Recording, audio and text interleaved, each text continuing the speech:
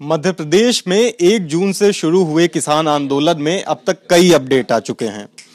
आज 8 जून को राहुल गांधी को मध्य प्रदेश के नीमच में हिरासत में लिया गया है क्योंकि वो वहां के किसानों से मिलने गए थे। इसके अलावा मध्य प्रदेश के प्रशासन ने ये बात मान ली है कि गोलियां पुलिस वालों ने ही चलाई थी।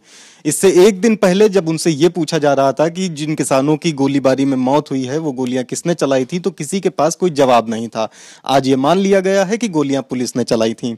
इसके अलावा केंद्र सरकार ने मध्य प्रदेश में 1100 आरएएफ जवान तैनात किए हैं ताकि वहां के हालात काबू में रखे जा सकें। ये अभी तक का अपडेट है। मध्य प्रदेश के किसान हिंसक प्रदर्शन कर रहे हैं। 25 ट्रक फूंके जा चुके हैं, पुलिस वालों की गाड़ियां फूंकी गई हैं, एक चौकी में आग लगाई गई है।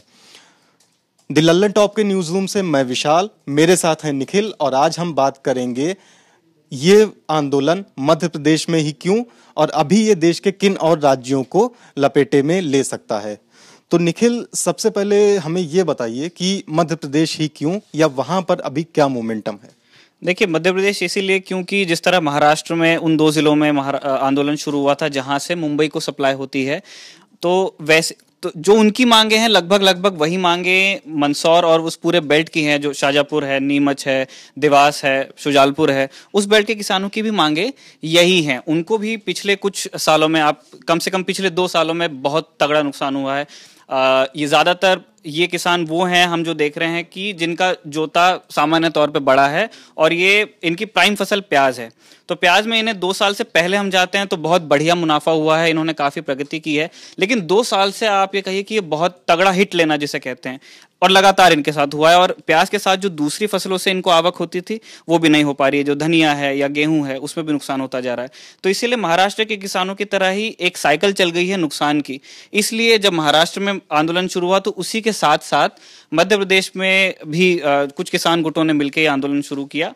और इस तरह की अब खबरें हैं कि और क्यों शुरू हुआ है इस बार, इसमें अगर हम जाते हैं तो 2 वर्जन अभी हमारे पास में है। दावे के साथ कुछ नहीं कहा जा सकता है। एक वर्जन ये है कि आंदोलन स्वतःस्फूर्त है, किसानों ने मिलके, किसान गुटों ने मिलके इस आंदोलन को शुरू किया है। और दूसरा वर्जन ये है कि कुछ वहाँ की लोकल पॉलिटिक्स है, जिसमें एक नेता का नाम आया है, मैं बताऊं, शिव कुमार शर्मा कोई कह रहा है।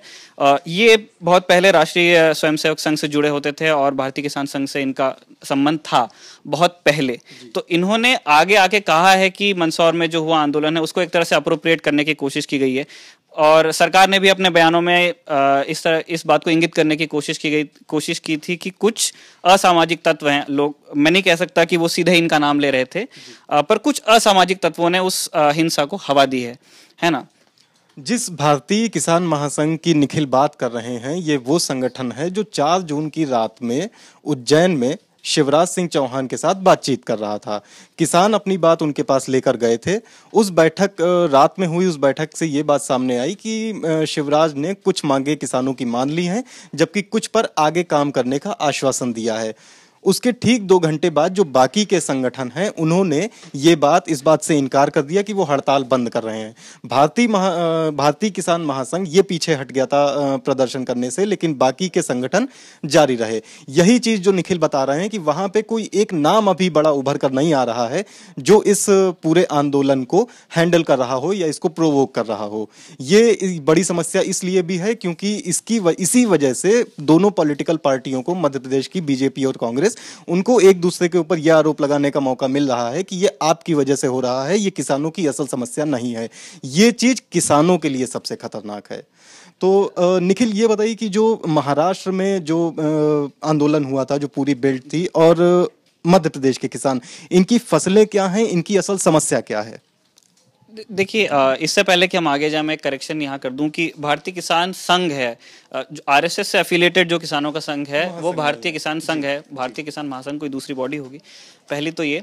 और दूसरा ये कि जैसे हमने शुरुआत में ही बताया था कि अच्छा हाँ, सिमिलैरिटी आप पूछ रहे हैं, तो नासिक में जहाँ से मूवमेंट शुरू होता है, नासिक में देश की सबसे बड़ी प्याज की मंडी है ना। और जो देश में ज़्यादातर भाव लगता है, आपको बहुत सुनने को मिल जाएगा कि नासिक भाव पे प्याज मिल रहा है कि नहीं है। तो दूसरे नंबर पे आप पकड़ लीजिए मोटा माटी, वो इंदौर की मंडी है, और इंदौर की मंडी का जो सप्लाई चेन है वो ये सारे जिले हैं जो हमने लाइव में पहले अपने दर्शकों को बताए थे। तो मैं ये नहीं कह रहा हूँ कि एक फसल की वजह से ये हुआ है, पर जैसा कि हमने शुरू बताया कि 2 साल में जो नुकसान महाराष्ट्र के किसानों को हुआ है, लगभग यहाँ भी हुआ है, बड़े किसानों को भी हुआ है। और जो उनकी प्राइम फसल है, मतलब आप समझ लीजिए कि अगर आप 2 फसल उठाते हैं, रबी की भी और खरीफ की भी, और यहाँ ये हुआ है कि ये दोनों फसलें नहीं चली हैं। जैसे मैं जिस बेल्ट से आता हूँ वहाँ पे किसान एक फसल से उम्मीद रखता है, हमारी जो छिंदवाड़ा का बेल्ट है, नागपुर का बेल्ट है, वहाँ पे किसान उम्मीद रखता है कपास से, और उसकी कपास की फसल यदि बैठ जाती है तो फिर उसका पूरा साल का जो हिसाब है वो गड़बड़ हो जाता है। तो वैसा इस बेल्ट में गेहूं और प्याज के साथ हुआ है, जो एमपी वाला जो आंदोलन चल रहा है, जहां पे हमको मुनाफा नहीं देती हैं तो हमारे पूरे साल का हिसाब, हाँ, वो रिकवर नहीं हो पाता है। और प्याज एक फसल ऐसी है कि जैसे यदि आप नहीं बेच पा रहे हैं मंडी में और उसे आप कोल्ड स्टोरेज में रखना चाह रहे हैं, है ना, तो उसमें ये नुकसान आपको है कि प्याज के नीचे से उसमें पंखे लगाए जाते हैं ताकि प्याज नमी ना पकड़ ले, गले ना। और उसका नुकसान ये होता है कि ज्यो वो पंखे की हवा उसको लगती जाती समय के साथ, अब प्याज छिलकों में बना हुआ है तो उसका एक एक छिलका उतरता जाता है, तो आप जितना देर उसे रख लेंगे कोल्ड स्टोरेज में उतना उस प्याज की क्वालिटी और उसका भाव घटेगा। तो आपके पास बहुत ज्यादा ऑप्शन नहीं है। यदि प्याज का भाव नहीं आ रहा है तो आपको उसे जिस रेट पे निकालना है उस रेट पे आपको निकालना पड़ेगा। तो इसीलिए ये सारे किसान अपना जो प्याज है वो इंदौर रेट पे मार्केट करते हैं, तो इन्हें बेच देना पड़ रहा था, है ना, और ये लगातार होते जा रहा था। तो एक फ्लैश पॉइंट मिल जाता है जब पुणतांबा में एक मीटिंग बैठती है कि हम 1 जून से मुंबई की सप्लाई काटेंगे। तो उसके टेंडम में, मैं दावा नहीं कर रहा हूं, ये एक असम्पशन है मेरा कि उसके टेंडम में ये मूवमेंट चालू किया जाता है। तो इसीलिए आपको उसी समय मध्य प्रदेश में आंदोलन दिखता है। और जो 2 वर्जन हमने अपने व्यूअर्स को बताया कि ये स्वतः स्फूर्त भी हो सकता है और कुछ लोकल पॉलिटिक्स भी है, क्योंकि अगले जो साल चुनाव भी होने वाले हैं, तो हर किसी ने अपने वहां पे पत्ते खेल रखे हैं। जिस नेता का हमने नाम लिया था वो इससे पहले भी एक पार्टी फ्लोट करके चुनाव लड़ने की कोशिश कर चुके हैं, और सरकार थोड़ी घबरा गई थी क्योंकि सरकार ने उनके खिलाफ लगातार केसेस वापस ले लिए थे। क्योंकि इससे पहले 2011 में मध्य प्रदेश में भोपाल में अप्रैल 2011 में एक बहुत बड़ा ब्लॉकेड हुआ था। आसपास के बहुत सारे किसान ट्रैक्टर लेकर राजधानी पहुंच गए थे रातों रात भोपाल में, और सरकार को मालूम नहीं चला था। तो इसकी लगभग इस भाषा में रिपोर्टिंग हुई थी कि ये बहुत बड़ा इंटेलिजेंस फेलियर है। तो इसलिए सरकार में एक वो पैनिक वाला मतलब भाव है, तब भी था और आज भी है। आप कुछ कह रहे थे? चुनाव वाली बात जो निखिल ने आपको बताई ये बेहद महत्वपूर्ण इसलिए है क्योंकि अभी जो किसान आंदोलन महाराष्ट्र से शुरू हुआ है वो मध्य प्रदेश पहुंचा है, और अभी राजस्थान में भी इसका कुछ अंश देखने को मिल रहा है। गुजरात जो पिछले साल पाटीदार आरक्षण आंदोलन देख चुका है, बहुत ही हिंसक प्रदर्शन हुआ था उस समय, तब भी आगजनी तोड़फोड़ खूब की गई थी। वहां गुजरात में इस साल दिसंबर में चुनाव होना है, जबकि मध्य प्रदेश और राजस्थान उन दोनों जगह अगले साल चुनाव होना है। ये किसान आंदोलन इन चुनावों का मोमेंटम तैयार करते हुए दिख रहे हैं। राजस्थान की जिस बात का जिक्र हम आपको बता रहे हैं उसका ये है कि किसान महापंचायत गुरुवार को धरने पर तैयारी कर रही थी, गुरुवार को धरने पर बैठने की तैयारी, और ऑल इंडिया किसान सभा वो राज्य भर में प्रदर्शन करने की तैयारी कर रही है, उसने ऐसा कहा है। ये दोनों चीजें राजस्थान की हैं। इससे पहले 4 जून को राजस्थान के चुरू में कुछ किसानों ने बिजली माफी, बिजली का बिल माफी और कर्ज माफी को लेकर भी प्रदर्शन किया था। तो धीरे धीरे जो मध्य प्रदेश का मोमेंटम है, किसानों का जो प्रदर्शन है वो धीरे धीरे उधर शिफ्ट होता नजर आ रहा है, और इसका असर गुजरात पर भी पड़ रहा है। निखिल हमें ये बताएंगे कि गुजरात में ऐसा अभी क्या हो गया है जिसको लेकर बीजेपी थोड़ा ज्यादा सतर्क नजर आ रही है, और उसका सीधा कनेक्शन किसानों के इस आंदोलन से है। देखिए, ऐसा है कि शुरू में खबरें आई थी कि जिन किसानों की मौत हुई है मध्य प्रदेश में वो पाटीदार किसान हैं, ठीक है, और उसमें से कुछ थे भी, और उसके अलावा जिस बेल्ट में ये मूवमेंट चल रहा है वो पाटीदार किसान ही है। और पाटीदार आंदोलन पिछले दिनों गुजरात में हुआ था। तो और गुजरात एक पड़ोसी जिला है, मंदसौर से बहुत ज्यादा दूर नहीं है, झाबुआ होते हुए आप गुजरात पहुंच सकते हैं। मंदसौर, आप लोकेशन व्यूअर्स को बता सकते हैं कि तीनों राज्यों के, गुजरात, राजस्थान और मध्य प्रदेश के बिल्कुल, हाँ जी, बहुत ज्यादा दूर नहीं है मंदसौर से। तो इसीलिए उनको एक स्पिल ओवर इफेक्ट का बहुत डर है, और वहां पे चुनाव होने भी वाले हैं। तो इसीलिए आप ये देखेंगे कि एक्सटेंसिव फायर फाइटिंग चल रही है। कल दिल्ली में एक मीटिंग हुई थी जिसमें प्रधानमंत्री खुद बैठे थे, और बीजेपी का टॉप ब्रास नितिन गडकरी, सुषमा स्वराज और अरुण जेटली जैसे बड़े नेता उसमें बैठे थे, जिसपे इस बात पे चर्चा हुई कि अब क्या किया जाए यदि आंदोलन हाथ से बाहर निकल जाता है तो। और मीडिया रिपोर्ट्स ये हैं कि अमित शाह ने अपने आने वाले हफ्ते के सारे कार्यक्रम कैंसिल कर दिए हैं, क्योंकि वो पूरा एक हफ्ता कि ये आंदोलन गुजरात में न फैल जाए इस बात पे ध्यान देने में लगाने वाले हैं। तो ये ग्रेविटी है, ये सारी चीजें की जा रही हैं गुजरात में इस आंदोलन के स्पिल ओवर को कंटेन करने के लिए। हाँ जी। इसके बाद हम एक चीज ये जानना चाहेंगे। अभी टीवी पर हम लोगों को खबर ये दिख रही थी, योगी आदित्यनाथ ने यूपी में, मुख्यमंत्री ने यूपी में किसानों को अल्टीमेटम जैसा उसको कह सकते हैं या चेतावनी दी है कि इस तरह के किसी प्रदर्शन में ना शामिल हों या ऐसा कुछ ना करें, मतलब उनकी मांगे सरकार सुनेगी। मध्य प्रदेश के किसान और महाराष्ट्र के जो किसान प्रदर्शन कर रहे हैं उनकी कुछ मांगे हैं। मांगों में मेन तो यही है कि उनका कर्ज माफ कर दिया जाए। इसके अलावा भी कुछ और बातें हैं, लेकिन उनका जोर स्वामीनाथन कमेटी की उन सिफारिशों को लागू करवाने पर है जो इस कमेटी ने 2006 में दी थी। 2004 में स्वामीनाथन कमेटी बनाई गई थी। उसका मकसद ये था कि किसानों की जो भी समस्याएं हैं उनको हल करने के लिए कुछ उपाय लाए जाएं। 2006 में कमेटी ने अपने रिकमेंडेशन दे दिए, जिनको अभी तक 10 साल बाद भी, 11 साल बाद भी लागू नहीं किया गया है। हम आपको बताएंगे कि वो रिकमेंडेशन क्या है। स्वामीनाथन कमेटी, इन्होंने लैंड रिफॉर्म के लिए ये कहा था कि किसानों को कितनी जमीन मिले, ये हमारे देश में बड़ा मसला है। अक्सर किसान इस पर विवाद करते नजर आते हैं कि उनको जो जमीन मिली है उसका उनको ठीक ढंग से मुआवजा नहीं दिया गया। ये सालों तक चलता रहता है ये मामला।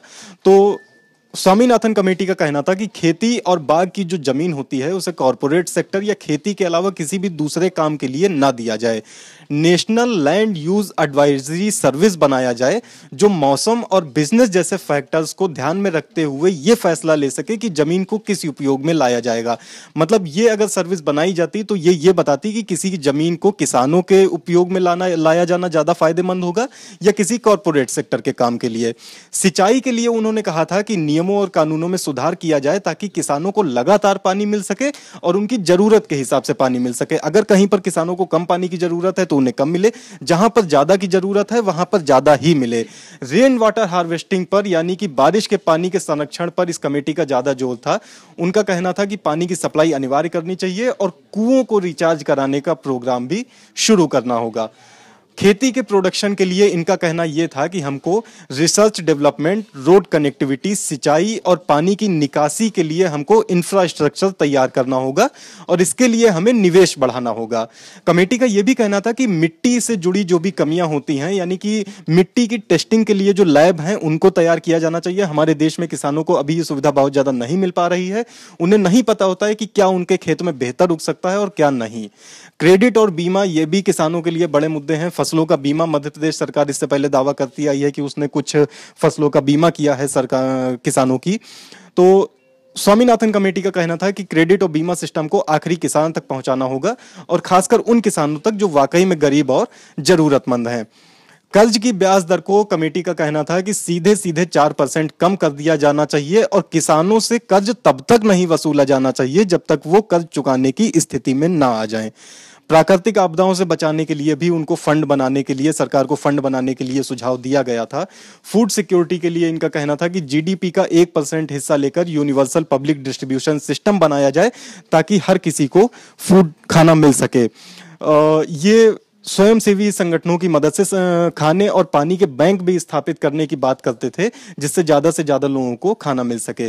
किसानों की खुदकुशी रोकने के लिए उन्होंने सबसे बड़ी बात यह कही थी कि बीमा और चिकित्सा की सुविधाएं किसानों को कम कीमत पर पहुंचाई जाए और नेशनल रूरल हेल्थ मिशन को देश के उन हिस्सों तक पहुंचना होगा जहां किसान ज्यादा खुदकुशी करते हैं। सरकार किसानों के लिए जो काम करती है वो अक्सर किसानों तक नहीं पहुंच पाते, किसानों को उनकी जानकारी नहीं होती है। कमेटी का कहना था कि गांव के ही कुछ लोगों को जिम्मेदार बनाते हुए उन्हें यह जिम्मेदारी देनी चाहिए कि वो किसान को सरकारी योजनाओं के बारे में बताएं और सरकार किसानों को सस्ती दरों पर बीज और खाद उपलब्ध कराए। इसके अलावा स्वामीनाथन कमेटी की सबसे बड़ी सिफारिश ये थी कि सरकार किसानों से उनकी फसल 1.5 गुने दाम पर खरीदे और उसके बाद आगे अपने हिसाब से प्रोसेसिंग करे। सरकार का यह कहना है कि यह ऐसा इसलिए नहीं किया जा सकता क्योंकि इससे मंडी की हालत खराब हो जाएगी। बीजेपी 2014 से पहले जब सत्ता में नहीं थी तब उसने कांग्रेस पर कई बार इस चीज को लेकर निशाना साधा कि स्वामीनाथन कमेटी की रिपोर्ट जो है उसको लागू किया जाए। लेकिन सत्ता में आने के बाद जब हरियाणा में बीजेपी की सरकार बनी तो वहां के जो कृषि मंत्री थे उनकी तरफ से यह बयान आया कि सरकार जो भी नीतियां बना रही है, जो भी फैसले ले रही है, वो स्वामीनाथन कमेटी की सिफारिशों के आधार पर ही ले रही है। तो स्वामीनाथन के नाम का ढिंडोरा पीटने का कोई मतलब नहीं है। मध्य प्रदेश में बीजेपी नेता कैलाश विजयवर्गीय ने यह कहा था कि सरकारी सारी योजनाएं उसी सिफारिशों के आधार पर ली जाती हैं, तो उसका नाम लेने की या उसको लागू करने की कोई ज़रूरत नहीं है। विजयवर्गीय के मुताबिक 90% उसकी सिफारिशें लागू की जा चुकी हैं ऑलरेडी। निखिल, आप इसमें कुछ जोड़ना चाहेंगे? देखिए, मैं बस एक सिंपल राइडर जोड़ना चाहता था इसमें कि स्वामीनाथन कमेटी की जब रिकमेंडेशंस को मानने की बात होती है तो इसके साथ एक चीज़ के साथ में हमें उसको समझना चाहिए कि जब किसान की फसल थोड़ी भी महंगी बिकेगी, जैसे आप उससे 1.5 गुना महंगा बेचने की बात कर रहे हैं, तो हमारे देश में जो खुदरा महंगाई है उसको बहुत ज़्यादा एसोसिएट किया जाता है धान के रेट से, दालों के रेट से, सब्जियों के रेट से, है ना। और इस चीज़ के लिए किसान को आप, जैसे ये किसान की मांग है, पर जो खरीदने वाला है उसको तैयार करना बहुत मुश्किल होता है ना। तो इसलिए हम एकदम सफेद ब्लैक एंड व्हाइट में इसे ना देखें तो बेहतर रहेगा। स्वामीनाथन कमेटी की रिकमेंडेशन सरकार के लिए मानना, मतलब उसकी नीयत पे शक करने से पहले हम इस चीज को भी कि मुमकिन है कि नहीं है, हाँ, कि उसकी मुमकिन है कि नहीं, उसमें भी हमें जाना होगा और उसके जो फॉलोआउट्स होंगे उसके बारे में भी। बस मेरे तरफ से इतना ही था। तो मध्य प्रदेश का ये किसान आंदोलन इस समय बहुत ही हिंसक रूप ले चुका है, दूसरे राज्यों में फैल रहा है, राजस्थान, पंजाब तक इसकी पहुंच हो रही है, यूपी में चिंता जताई जा रही है। अभी के लिए सबसे बेहतर ये होगा कि सरकार अगर कुछ ऐसा कर सके कि इस आंदोलन को यहीं पर रोक सके तो ये बेहतर होगा, क्योंकि अगर यहाँ से ये आंदोलन आगे बढ़ता है तो ये शायद सभी राज्यों में एक साथ फैलते हुए फट सकता है, हालात बेकाबू हो सकते हैं जिन्हें संभालने में कहीं ज़्यादा मुश्किल आ जाएगी, बजाय कि उन्हें अभी संभाल लिया जाए।